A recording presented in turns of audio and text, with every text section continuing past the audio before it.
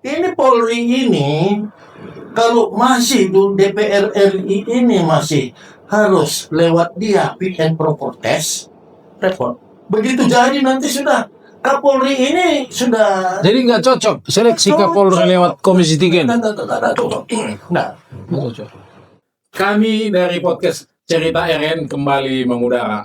Kali ini tamu saya orang yang sangat luar biasa, orang yang sangat kita hormati, mantan Wakapolda Metro Jaya, dan tidak banyak seperti beliau ini, mantan pejuang dari Perang Kemerdekaan Timur Timur tahun 75. Apa cerita Jenderal? Oh banyak Sehat? banyak cerita sehat. Namanya Jadi bukan luar biasa, biasa di luar. Brigadir Jenderal Rajiman Tarigan. Dan yang satu ini tak asing, tokoh pemuda, aktivis, dan sekarang menaungi soal praktisi di rehabilitasi narkoba. Apa cerita Bung Inas? Sehat ya? Sehat Bang Ronald. Ya, terima kasih sudah datang di tempat kita ini, di kantor Gabexindo. Inilah tempat kita bercerita. Kita ini cerita-cerita Jenderal. Ya. Dengan topik reformasi Polri. Oke. Kepentingan penguasa atau siapa ini? Ya kepentingan reformasi. Jadi langsung saja kita, karena memang ada dua sekarang soal reformasi Polri. Satu katanya mau dibentuk Prabowo, tapi belum jadi-jadi. Ya. Lantas karena sudah demikian dibentuk Kapolri lagi. Ya, ya. Nah, tapi sampai hari ini saya baca media belum ada seperti apa juntrungannya ini. Ya. Soal komite reformasi yang dibentuk oleh Presiden. Gimana sebenarnya ceritanya Jenderal ini? Ya Gimana susah. Bapak lihat ini? Presiden itu susah untuk menerapkannya itu. Kenapa? Selama ya Kapolri itu harus fit and proper test menjadi Kapolri, itu DPR RI tidak bisa diabaikan. DPR RI bilang, Sigit ini bagus, MBG bagus, narkoba bagus. Presiden tidak bisa kalau tanpa persetujuan DPR. Tapi Pak Presiden kita ini gigih. Dia bentuk reformasi dengan perencanaan. Dia angkat penasehatnya seorang jenderal bekas Wakapolri Negeri. Ya. Itu dipersiapkannya sebagai penasehat di bidang Kamtibmas. Dinaikkan jenderal. Jadi bintang 4 ya? Iya. Penghormatan. Itu dikandung maksud apa? Maksud baik. Nah, kenapa kalau Bung Nebaho menanya kenapa kok belum terrealisasi reformasi? Ini dampak daripada Kapolri itu adalah pilihan DPR RI. Selama dia masih belum ada undang-undangnya untuk Polri ini, Kapolri itu menjadi hak prerogatif Presiden, ya tetap seperti ini. Jadi kalau mau nanti cepat ini, saya menyarankan, boleh kan? Saya bisa. Jadi ini Polri ini kalau masih DPR RI ini masih harus lewat dia fit and proper test, repot. Begitu jadi nanti sudah Kapolri ini sudah. Jadi nggak cocok seleksi Kapolri lewat Komisi 3 ini? Nggak cocok. Karena di situ banyak kepentingan partai, banyak itu. Jadi ya Sigit lebih takut sama DPR RI daripada Presiden. Kenyataannya dia terserah, saya disalahkan. Saya nggak ada nothing tulus, why not? Cucu saya juga bukan polisi, nggak ada anak saya polisi. Saya ingin baik. Tapi saya lihat, baca ini barusan, Yusril Iza Mahendra pun udah buang badan dia. Jangan tanya saya lagi lah katanya di media, tanya Mensesnek lah katanya. Ya, itu kan ceritanya kan biasa saja itu. Orang itu kan selalu kalau sudah tiba pada saat puncaknya itu, ya selama undang-undang itu belum DPR RI nggak bisa, susah. Nah, inilah sekarang diperjuangkan. Bagaimana caranya Kapolri itu jangan lagi Lewat komisi 3. lewat DPR RI. Jadi kalau dengan undang-undang yang dimiliki Polri, Jenderal, nomor 2 tahun 2002 ini gimana kedudukan Polri ini sebenarnya? Kedudukan Polri, Iya. kedudukan Polri ya tetap dia adalah penanggung jawab Bin Kamtibmas. Polri ini punya tugas pokok, fungsi dan peranannya melindungi, mengayomi, melayani masyarakat serta menegakkan hukum pidana, bukan perdata yang hukum pidana. Iya. Itulah sebenarnya kedudukannya. Tapi karena presiden tidak punya hak prerogatif memilih Kapolri, ya pasti ada campur tangan dari bermacam-macam yang memilih dia nih di DPR RI itu kan banyak partai di situ. Betul. Ya pasti Kapolri pun harus ekstra hati-hati melayani perintah presiden, melayani DPR harus ekstra hati-hati. Nah, jadi bagaimana sebaiknya? Sebaiknya itu Polri itu jadi menteri pertahanan saja, menteri keamanan ya. ya. Jadikan Polri itu menteri keamanan. Kalau sudah menteri itu hak prerogatif daripada presiden. Iya. Ya. Nah, tapi supaya bisa itu kan harus dirubah lagi undang-undang. Betul ya. Nah, jadi kalau sudah nanti di bawah menteri keamanan, bagaimana penegakan hukum yang banyak di badan-badan yang lain gitu di negara ini? Oke, nggak apa-apa. Misalnya teroris ada badan BNPT ya. cerita narkotik banyak ada badan narkotik, cerita intelijen ada BIN. Di Polri ada semua itu. Betul. Jadi kalau dia nanti sudah jadi menteri keamanan, dialah yang memegang penegakan hukum. Oke. Antara yang ada semua kriminalitas di bidang kejahatan orang, barang, lalu lintas. Artinya apa? Orang, semua tersangka kejahatan pidana dia. Nah, bagaimana dengan ada BNN apa semua badan? Oke, bentuk Kasatgas. Komandan Kasatgasnya Polri. Ya. Sudahkah itu bisa? Kenapa tidak bisa? Nah, sekarang bagaimana? Perintah presiden ini banyak sekali kan ini. Iya. Tahan pangan lah. Oke. Bolehkah Polri cawe-cawe? Boleh. Ya. Tapi jangan lupa itu adalah tugas tambahan. Tupoksi yang penting. Bukan tugas pokok. Tugas pokok fungsi peranan tetap adalah melindungi, Kamtibmas ya. mengayomi, melayani, menegakkan hukum pidana. Saya kayak Dinden, ini reformasi Polri ini tak lain tak bukan karena kemarin Agustus tanggal 25 itu sangat kencang isu soal pergantian Kapolri ini. Kalau sesungguhnya sebenarnya gimana Dinda lihat?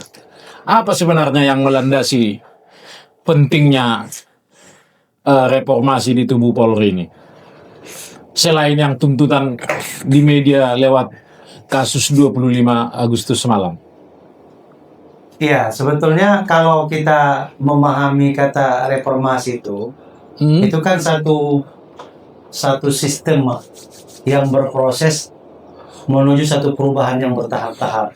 Iya. Artinya ada sistem yang tetap dipertahankan, tetapi ada juga sistem yang perlu dirubah, kan begitu. Dan desakan, dorongan, keinginan berbagai macam masyarakat menginginkan supaya Polri direformasi kan dasarnya dari hasil mencuatnya peristiwa demonstrasi tersebut kan. Iya. Padahal sebetulnya mungkin dulu keinginan itu sudah ada dan itu sudah berjalan sebetulnya.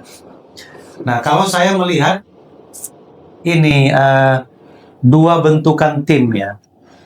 Pak Presiden membentuk tim. Belum jadi satu. Ya, rencana kan membentuk tim reformasi Polri. Itulah informasi dan isunya yang kita dengar. Iya. Walaupun sampai sekarang belum juga ada SK-nya, belum juga dilantik. Tetapi justru institusi Polri udah berjalan. sudah keluar SK dan sudah berjalan sampai hari ini dengan membentuk tim transformasi reformasi Polri. Ketuanya Komjen Pol Profesor Krisnanda Wicaksana. Tapi kita belum tahu kan apa isinya. Ya. Ya. Jadi sebetulnya kalau ditanya dua versi ya, satu versi yang katanya dibentuk, rencananya dibentuk Rencana. presiden, Ah, sampai hari ini juga masih belum terlaksana. Satu versi yang sudah dibentuk Kapolri, ya. SK-nya sudah dibentuk dan sudah berjalan, mereka Ya. sudah rapat, sudah berjalan.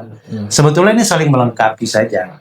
Jadi yang satu reformasi yang dibentuk Polri, dibentuk presiden itu adalah sisi pandang dari di luar internal Polri. Sementara reformasi Polri yang dibentuk Kapolri adalah sisi pandang yang dilakukan oleh internal Polri sendiri.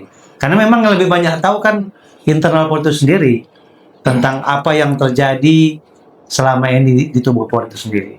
Iya, maksud saya lihat gini, setiap ada case yang posisi Polri menanganinya tidak smart, Ya, tidak sesuai dengan katakanlah undang-undang, apalagi di era media sekarang, tidak sesuai dengan selera publik, selalu muncul ini reformasi Polri. Dulu kasus Sambo, kasus penanganan case-case yang lain, supaya jangan latah dengan reformasi ini. Anda sebagai pengamat kepolisian, gimana ini sebenarnya? nah itu tadi kita terbiasa melihat yang negatif. Cara pandang kita terbiasa melihat sesuatu yang kekurangan. Jadi ada satu satu filosofi orang tua dulu, 10 butir ayam bertelur, satu dua yang rusak, padahal ada 8 telur yang jadi. Iya. Yang dipandang yang duanya aja, ada bagus telurnya tuh. Ya, di institusi manapun sebetulnya banyak yang terjadi seperti itu. Tidak saja ada yang rusak di institusi Polri, tapi ada juga di kejaksaan juga ada yang perlu dibenahi kan. Kemudian belum lagi di kehakiman juga paling banyak juga hal yang perlu dibenahi. Di TNI juga banyak persoalan. Hanya saja karena Polri ini bersentuhan langsung dengan masyarakat, sehingga teropong masyarakat lebih gampang, lebih mudah. Kalau jaksa kan tidak langsung bersentuhan dengan masyarakat. Ya, ya. Kalau hakim kan tidak langsung bersentuhan dengan masyarakat. Tapi Polri ini merupakan institusi garda terdepan sebagai penegak hukum yang langsung bersentuhan dengan tindak pidana itu. Jadi itulah makanya cepat sekali orang menyorot tentang adanya sesuatu yang tidak benar di tubuh Polri. Padahal di institusi lain jauh lebih banyak. Jadi semua. Ya, maksud saya kita ini kan fokus ke Polri nih. Iya, Polri. Sebenarnya seperti apa reformasi yang diharapkan supaya polisi ini dicintai rakyat ini? Nah, itulah. Strukturalnya kah? Iya. Kulturnya kah? Jadi gini, Moralnya kah? saya coba kita kembali dulu ke undang-undang ya. Ya, ya. Undang-Undang Nomor 2 Tahun 2002 tentang Kepolisian Republik Indonesia. Di pasal 5 dikatakan bahwa Polri itu merupakan alat negara. Ya. Satu kata kunci, alat negara. Penegak hukum, Ya. pidana. Karena dia alat negara, apa tugas dia? Menjaga keamanan dan ketertiban masyarakat. Ya. Yang kedua, menegakkan hukum. Pidana ya. Itu hukum pidana. Kemudian pelindung, Mengayom. Ya, pengayom, dan pelayan Pelayan. masyarakat. Pelayan masyarakat. Itulah bunyi pasal 5. Yang jadi persoalan adalah ada kata-kata alat negara. Kita melihat dulu ada dua kosakata ini, ada kata alat dan negara. Pertama kita bahas tentang alat. Kalau kita melihat terminologi alat itu kan salah satu organ sebagai membantu satu tujuan. Ya, untuk kepentingan negara kan? Ya, kita kan mau pecah dulu nih antara dua kata alat dan negara. Ya. Ini kan dua kosakata yang menjadi satu dalam pasal ini. Ya. Alat itu adalah satu organ dalam rangka untuk membantu satu tujuan. Nah, yang kedua ada kata negara. Negara itu kalau kita melihat Undang-Undang 45 berisikan adalah di dalamnya ada pemerintah dan ada masyarakat, ada rakyat. Kalau pemerintahnya ada, masyarakat rakyat tidak ada, maka tidak bisa dikatakan satu negara. Tidak mungkin ada satu negara. Ya. Yang kedua, kalau rakyatnya ada, masyarakatnya ada, pemerintahnya nggak ada, maka tidak ada juga sebuah negara. Bisa jadi barbar itu sebuah daerah itu. Jadi polisi sebagai alat negara adalah kedudukannya. Dia merupakan alat bantu kekuasaan. Dan juga alat bantu masyarakat, rakyat. Jadi sebetulnya posisi Polri ini berada di persimpangan. Di satu sisi dia sebagai alat bantu pemerintah, karena dia kan alat negara. Ya. Yang kedua, di satu sisi dia harus berada di tengah masyarakat. Nah, undang-undang ini membuat posisi Polri itu malah mengalami posisi yang sangat di persimpangan, dilematis.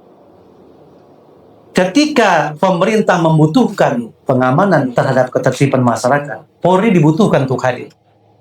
Oke. Tetapi di sisi lain, dia berhadapan dengan masyarakat, padahal dia dikatakan juga sebagai alat bagaimana menciptakan, melayani, melindungi, dan mengayomi masyarakat.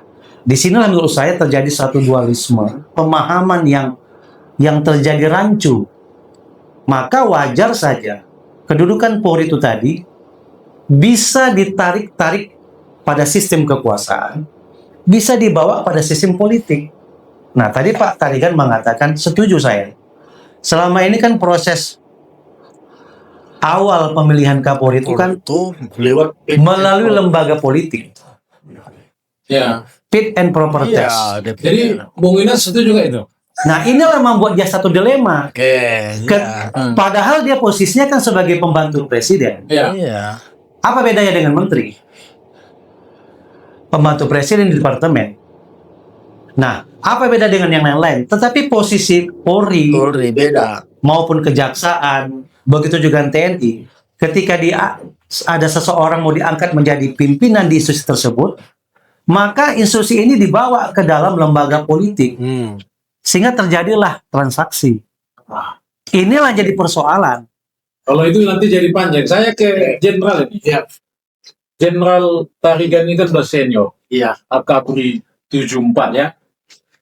Berarti pernah mengalami institusi Polri dengan TNI.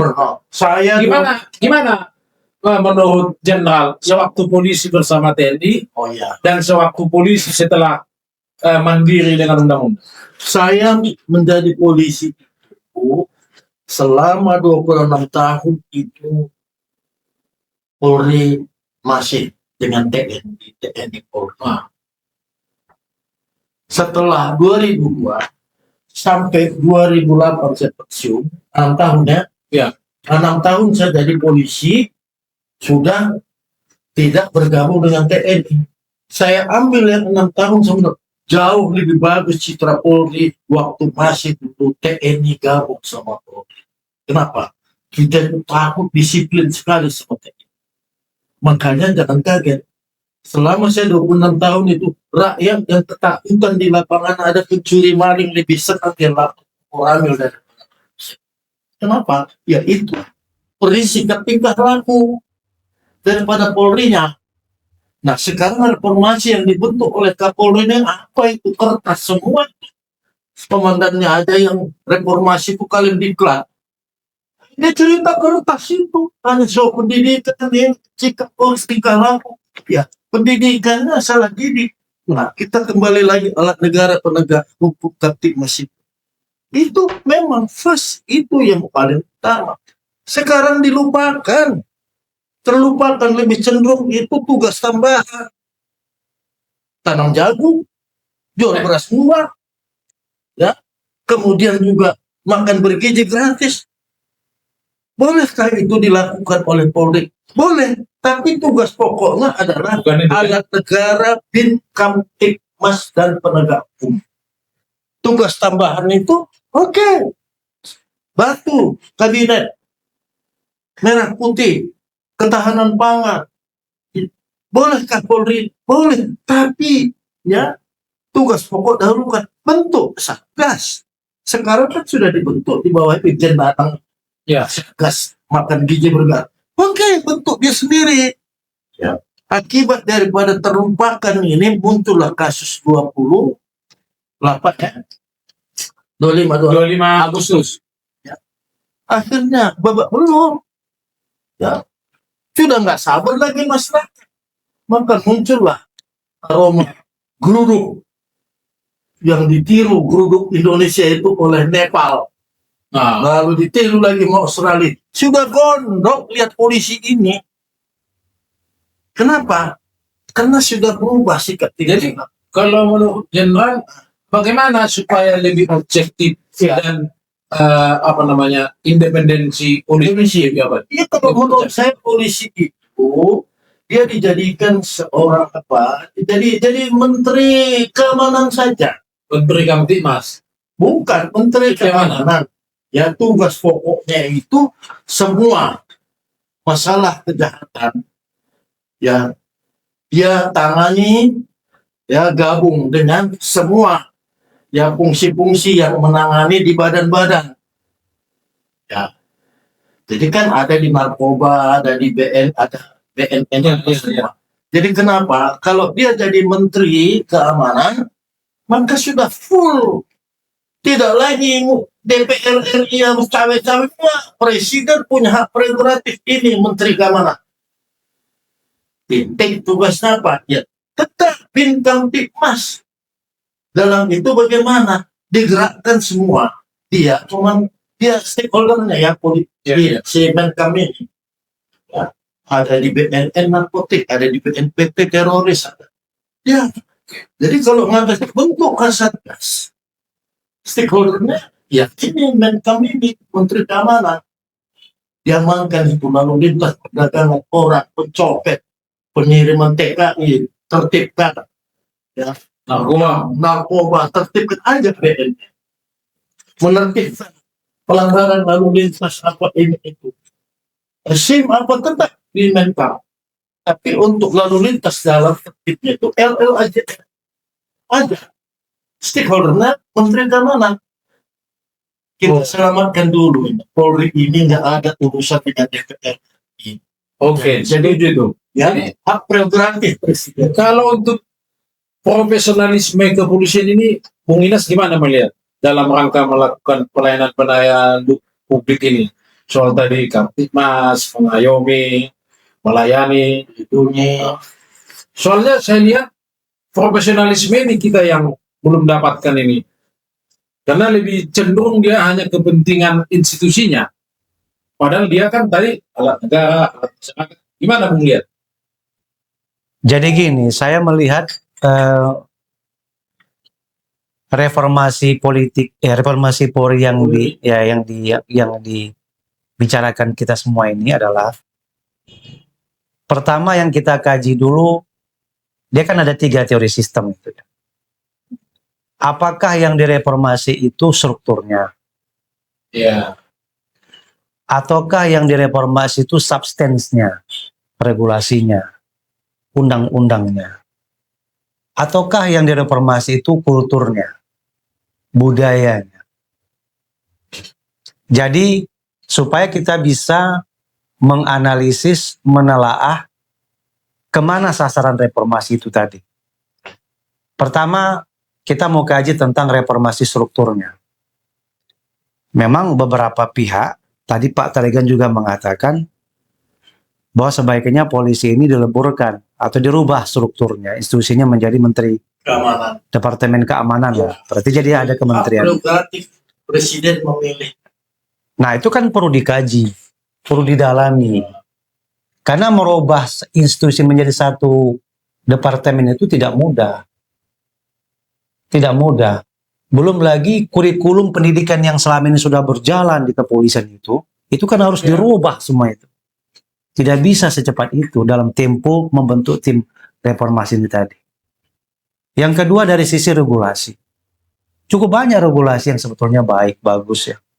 Dan mungkin kita paling lengkap regulasinya untuk kepolisian sedunia. Tinggal bagaimana memang persoalan kita di kultur. Menerapkan undang-undang itu tadi, menerapkan aturan-aturannya. Memang ini jadi persoalan sehingga terkesan profesionalisme itu tidak muncul. Karena kembali lagi saya katakan bahwa Polri ini terbawa-bawa oleh satu kekuatan-kekuatan politik tanpa disadari, tanpa kita pikirkan lebih mendalam ya.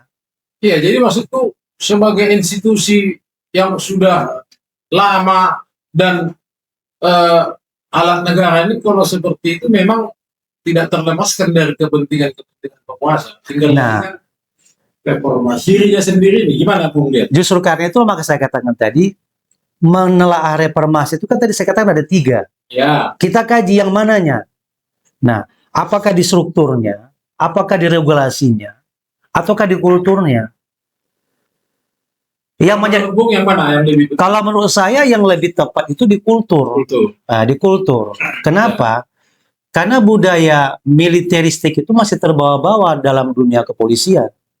Padahal reformasi yang dipisahkan Polri dengan TNI pada tahun 98 itu kan telah memisahkan polisi dari TNI. Ya, Nah, polisi menjadi satu lembaga sipil bersenjata.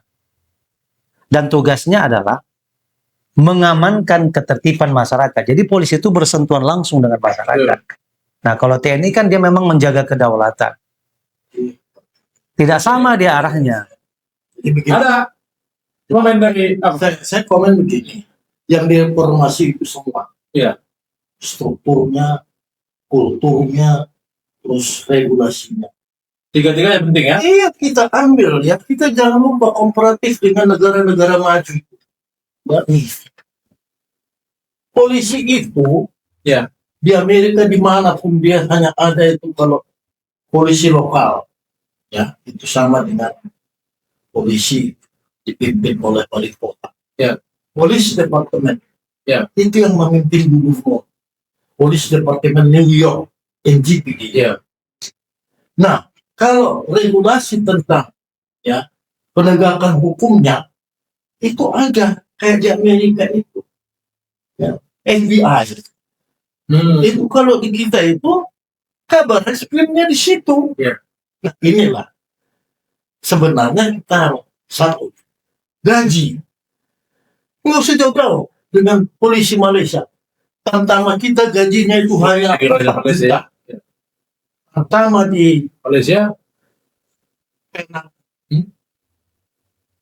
8 juta sampai 10 juta. Nah, kalau di negara-negara luar, ya, penguasanya siapa? Ya kepala daerahnya. Polis departemen dia ada. Polis lokal, ya, lokal polis, departemen polis. Kemudian kalau sudah penegakan hukum yang sudah level, itu FBI. Itu sama dengan di kabar reskrim. Oke.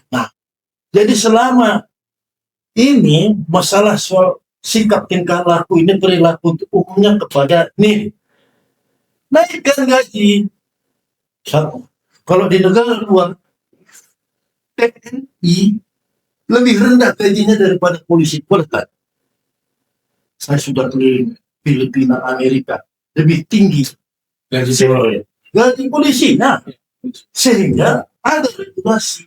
Manakala ada TNI yang ingin pensiunan tentara, bukan Indonesia, tentara di luar sana, dia ingin pensiun dini masuk dari polisi, diterima karena gaji rendah, diterima. Filipina, saya mau ketemu sekolah di lapangan. Nah ini jadi semua itu harus. Nah kemudian yang paling utama sekali ya, jangan sampai nanti kembali lagi Polri itu kalau tidak lewat fit and proper tersenjata. Tidak. Ya. Nah sekarang mana? Masih berlaku. Kenapa? Siapa yang paling banyak suara di markas DPR saat Tapi pasti apa sih? Jenderal setuju reformasi strukturalnya, kulturnya, dan regulasinya ya. Kalau regulasinya TNI itu mental dulu, kalau dia shopping, dia bisa pindah loh. Dia ajukan pensiun dini US Army. Iya, Jenderal. Waktu kita terbatas ini. Terakhir ini sama Adinda. Semua ya reformasi Ya. itu kan. Anda kan mengamati polisi dari dekat ini. Gimana ini sebenarnya kalau polisi ini cawe-cawe dengan sebutan pakcok ini gimana sebenarnya? Apa itu pakcok itu apa ya? Partai coklat ini. Wah iya. Nah, itulah saya katakan. Ikut di pilkada. Itulah tadi saya katakan di awal, karena dia terbawa-bawa ke dalam alat kepentingan kekuasaan, harusnya sebagai alat negara dia terbawa-bawa, digiring-giring oleh sang penguasa kepada alat Saya kekuasaan. potong. Di mana dia terbawa-bawanya? Ya, dia harusnya mengutamakan mengayomi, melindungi, menegakkan hukum. Terbawa-bawa nanam jagung, boleh kak? Boleh, tapi jangan ditinggalkan. Jangan tinggal di box, ini. Yang saya maksudkan, Tertinggal ini tahu ya? ya, Kenapa? Nggak latihan lagi pengendalian hura, latihan cocok tanam. Begitu ada keributan, markasnya pun dihancurin. yang saya maksudkan gimana menurut Anda ini sebaiknya? Bisa. Saya katakan tadi bahwa dia harus dipertegas sebagai alat negara. Ya, setelah gitu ya. Itu harus jelas. Ya. Dan definisi alat negara itu harus jelas, batasannya harus jelas. Selama ini kan tidak jelas. Dia lebih mengarah kepada alat kepentingan kekuasaan. Jadi saya potong ya. Kalau Wah, apa? alat negara dia ya, alat Tinggal negara. sedikit waktu kita ya. Alat negara siapa ya? Yang memerintah kepala negara, bukan DPR. Kalau DPR cenderung ke sana terus nanti. Ya. Kepala negara, kepala pemerintahan presiden. Ya. Ini sudah lepas. Presiden tidak pernah dibikin pun dia reformasi itu. Kalau suara terbanyak, apalagi sekarang DPR itu belum, jangan ganti Sigit, itu bagus dia. Jadi Kalau- saya nggak siap-siap menjelaskan. Ya, terakhir saya mau supaya tuntas ini.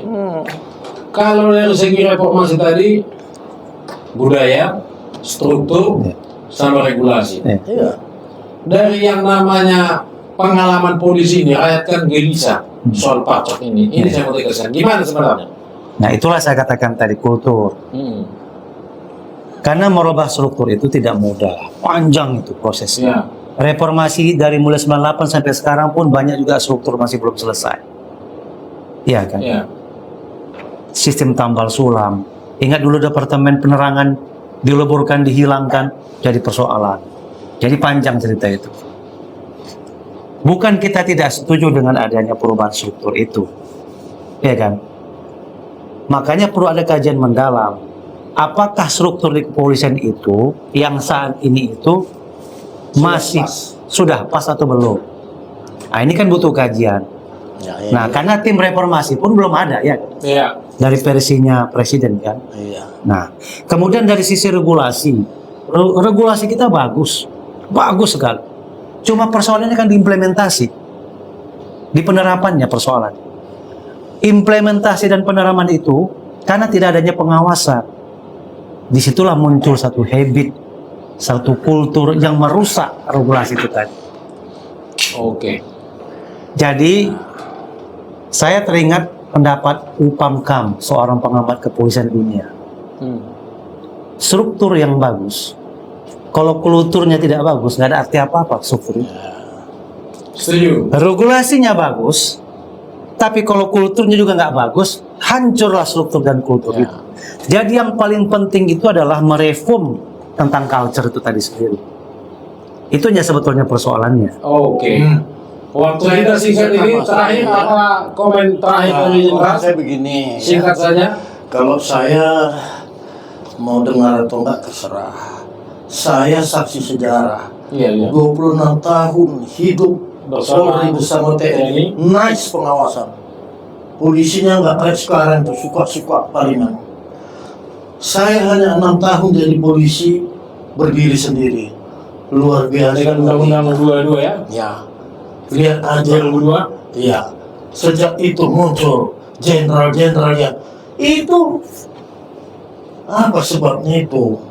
Ya, kalau saya bilang tadi ikan itu busuknya dari kepala. Jadi cerita Parcok bagaimana nggak Parcok? Dari dulu nggak pernah itu harus ajudan presiden jadi Kapolri. Sekarang ini begitu masuklah grup-grup itu. Model-model kayak Brimob apa nggak kepake. Ya sudah kejuangan jadi jasa betepek, tapi yang jadi anu itu nanti turun lagi. Oke. Nah, ya, Terima kasih Jenderal saya Brigadir Jenderal Pak Hakim Antarikan. jangan kaget kalau saya ngomong situ. Saya Ya. nggak ada urusan. Betul. Terima Saya kasih. nggak ada keluarga Bung saya Inas. Polri lagi. Oke. Ya.